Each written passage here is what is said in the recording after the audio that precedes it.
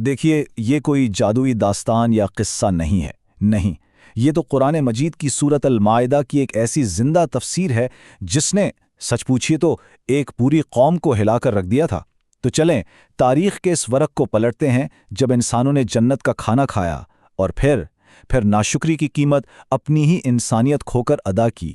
बात है तकरीबन 30 ईस्वी की, फलस्तीन की। एक ऐसी खामोश सुबह जब एक घर का दरवाज़ा खुला और कुछ ऐसा हुआ जिसने सब कुछ बदल कर रख दिया। सोचिए, एक औरत अपनी शौहर और भाई को जगाने के लिए उनके बिस्तर तक गई। उसने जैसे ही चादर हटाई तो जो मंजर उसने देखा, उसकी रगों में खून जम गया। बिस्तर पर इंसान नहीं थे, नहीं, वहां तो एक खंजीर और एक बंदर बैठे थे, और उनकी आंखों से इंसानों जैसे आंसू बह रहे थे। वो जानवर उस औरत के कदमों में गिर गए, अपना सर उसके दामन से रगड़ने लगे। भला ये हुआ कैसे? इंसान जानवरों में कैसे तब्दील हो गए? इस खौफनाक अंजाम को समझने के लिए हमें वक्त में थोड़ा सा पीछे जाना होगा, इस तबाही से सिर्फ कुछ दिन पीछे। तो हाँ, इस खौफनाक अंजाम से कुछ दिन पहले ये कहानी शुरू होती है हज़रत ईसा अलैहिस्सलाम और उनके पैरोकारों के एक इम्तिहान से। ये एक ऐसी दरख्वास्त थी जिसने उनके ईमान को आजमाना था। हवारी यानी हज़रत ईसा अलैहिस्सलाम के साथी, ये लोग ज़्यादातर मछेरे और मजदूर थे। वफादार तो बहुत थे, लेकिन बेहद गरीब और भूखे थे। कई कई दिन तक सहराओं में भूखे प्यासे सफ़र करते थे, और फिर एक दिन भूख ने उनके सब्र का पैमाना लबरेज कर दिया। तो उन्होंने हज़रत ईसा अलैहिस्सलाम से एक ऐसा सवाल कर दिया जिसमें उम्मीद भी थी और शक भी। कुरान इस मुकालमे को यूं बयान करता है, ए ईसा इब्न मरियम, क्या आपका रब ऐसा कर सकता है कि हम पर आसमान से खाने का दस्तरखान उतारे? ये सवाल सिर्फ रोटी का नहीं था, नहीं, ये तो अल्लाह की कुदरत को एक चैलेंज था एक तरह से, कि क्या वो ऐसा कर सकता है। ये सुनना था कि हज़रत ईसा अलैहिस्सलाम के चेहरे पर दुख और जलाल आ गया। उन्होंने फरमाया, अल्लाह से डरो, अगर तुम ईमान रखते हो तो ऐसी शर्तें मत लगाओ।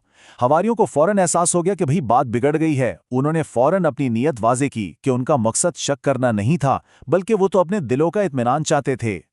खैर, हवारियों की इस दरख्वास्त पर हज़रत ईसा अलैहिस्सलाम ने अपने रब से वो तारीखी दुआ मांगी जिसका जवाब एक बहुत सख्त वादे के साथ आया। दुआ कबूल हुई।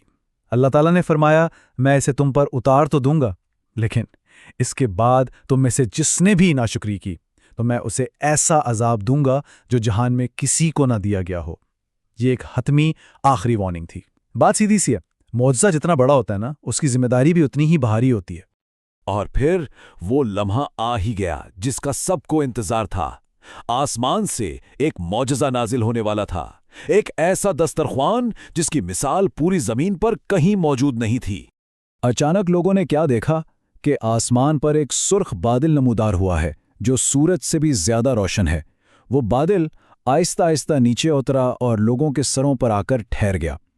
फिर इसी बादल के अंदर से सोने का बना हुआ एक अजीम और शान दस्तरख्वान नीचे उतरा, जिस पर एक रेशमी सुर्ख रुमाल पड़ा था, और जैसे ही वो जमीन पर टिका, पूरी वादी मुश्क और अंबर की खुशबू से महक उठी। हज़रत ईसा अलैहिस्सलाम ने बिस्मिल्लाह पढ़कर कपड़ा हटाया, और मंजर ऐसा था कि आंखें दंग रह गईं। वहां एक बहुत बड़ी भुनी हुई मछली रखी थी, जिसके ना कांटे थे ना छिलके। उसके सर की तरफ नमक और दुम की तरफ सिरका रखा था, और उसके इर्द गिर्द थीं 5 रोटियां जिन पर जैतून, शहद, पनीर और अनार सजे हुए थे। कहते हैं ये वो फल थे जो सीधे जन्नत के बागों से आए थे। सबसे पहले फकीरों, मिस्कीनों और बीमारों को बुलाया गया। तकरीबन 1300 लोगों ने एक साथ खाना शुरू किया, और फिर एक और मौजज़ा हुआ। वो मछली और रोटियां ख़त्म ही नहीं हो रही थीं। लोग खाते गए और खाना गैब से बढ़ता ही चला गया। ये सिर्फ खाना नहीं था, ये तो शिफा थी। रिवायत बताती हैं कि जिस नाबीना ने वो खाना खाया उसकी बेनाई लौट आई, जिस कोढ़ी ने खाया उसकी जिल्द साफ हो गई, और जो गरीब था वो शाम तक गनी हो गया। ये अल्लाह की रहमत का एक खुला वाज़े मुजाहरा था। लेकिन अफसोस, इंसान की लालच कभी नहीं भरती। इतना बड़ा मौजज़ा अपनी आंखों से देखने के बावजूद कुछ लोगों के दिलों में शैतान ने वसवसा डाल ही दिया, और वो एक बहुत बड़ी गलती कर बैठे। देखिए, हज़रत ईसा का हुक्म बिल्कुल वाज़े था, ये तुम्हारे रब का रिज़्क है, खाओ, लेकिन याद रखना, ना इसे ज़ख़ीरा करना और ना ही इसमें खियानत करना। लेकिन कुछ लोगों ने आपस में सरगोशियां शुरू कर दी कि भाई ये सब जादू है, ये खाना हमेशा थोड़ी रहेगा। और जब अंधेरा छाया तो उन्होंने छुपके से मछली के टुकड़े और फल अपनी जेबों और थैलों में भरना शुरू कर दिए। انہوں نے اللہ کے حکم کو توڑا اور نبی کے فرمان کو بھلا دیا، لیکن اللہ کے نبی کی بات سچ ثابت ہوئی۔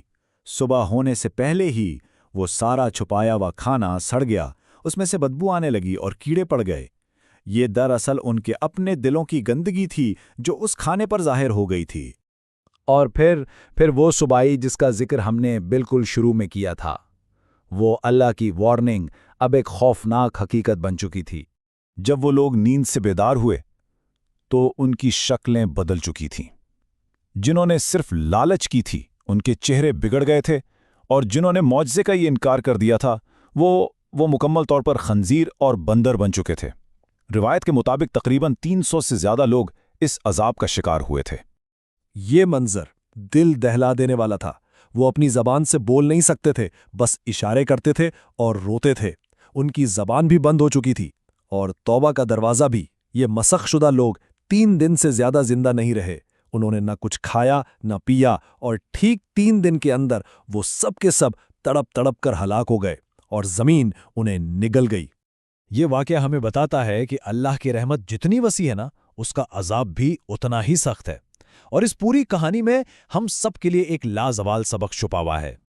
اہم نکتہ یہ ہے کہ نعمتوں کی ناشکری کرنا ایک طرح سے اپنی روحانی شکل کو بگاڑنے جیسا ہے۔ جب ہم اللہ کی نعمتیں کھا کر اسی کی نافرمانی کرتے ہیں تو ہم بھی تو اپنی روحانی شکلیں بگاڑ رہے ہوتے ہیں، ہے نا؟ تو سوال یہ پیدا ہوتا ہے کہ ہم اپنی زندگیوں میں ملنے والی ان گنت نعمتوں کی قدر کیسے کرتے ہیں؟ کیا ہم شکر گزار ہیں یا ناشکری کے راستے پر چل رہے ہیں؟ یہ ایک ایسا سوال ہے جس پر ہم سب کو غور کرنا بہت ضروری ہے۔